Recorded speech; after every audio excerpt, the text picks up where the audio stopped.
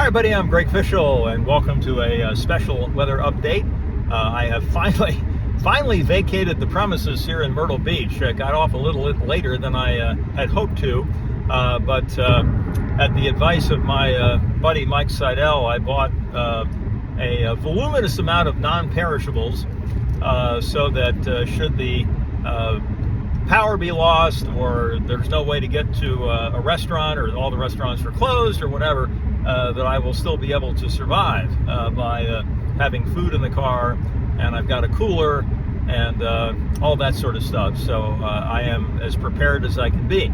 I tried to find a hotel somewhere in the vicinity of Perry, which is east of Tallahassee, but everything was booked.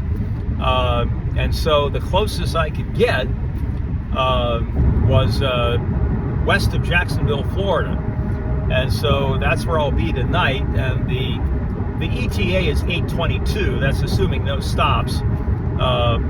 If I stop to get dinner somewhere or whatever, I certainly would think I would get there by 9. And at that point, I will be able to maybe produce a few basic graphics from the hotel room and ship that off to you.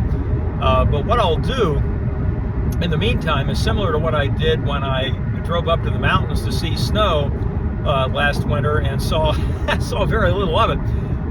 But I'll just, every time I reach a 100-mile mark, I'll do a quick update. And I'm at 366 miles to go now. So when we get to 300, I'll let you know where I am at that point, and then 200, and then 100, and then when I arrive. The 2 o'clock advisory had the maximum sustained winds at 80 miles per hour, the minimum pressure at 980 millibars, which is just barely under 29 inches of mercury. The movement, it has made the turn, it's now moving north-northwest at 10, and I believe it's about 480 miles south-southwest of Tampa. Now, it's not headed for Tampa, that's just simply a reference point, but it looks like it's aimed for the general vicinity of the Big Bend area of Florida, east of Tallahassee. And then it begins to, once it makes landfall, it begins to turn a little bit more northerly and head up west of our mountains, which means that our mountains could get a pretty decent amount of rain out of this with some flooding issues. We will certainly get some rain here in the Triangle, but I don't think it's going to be anything that's going to be catastrophic by any stretch. Most landfalling hurricanes along the Gulf Coast pose much more of a problem for the mountains of North Carolina than they do for the Piedmont and the coastal plain and the coastal areas. Those areas, of course, get the biggest effect when the storm actually comes in directly from the Atlantic. And examples of that would be Fran and Floyd, and remember when we had those rash of hurricanes back in the mid and late 90s, that it seemed like the southern coast of North Carolina was a target for several of those storms. But those are the ones that the central and eastern part of the state really have to watch out for, and this is not one of those.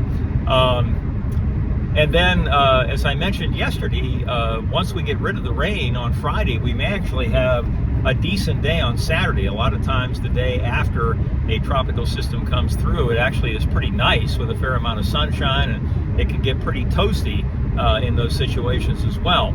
So at least at this point, I would think Saturday would be a much quieter day, and then perhaps we get back into a more unsettled pattern again as we venture into Sunday and the early and middle part of next week. But that's something I'll be examining in more detail once I have a chance to later on this afternoon and this evening.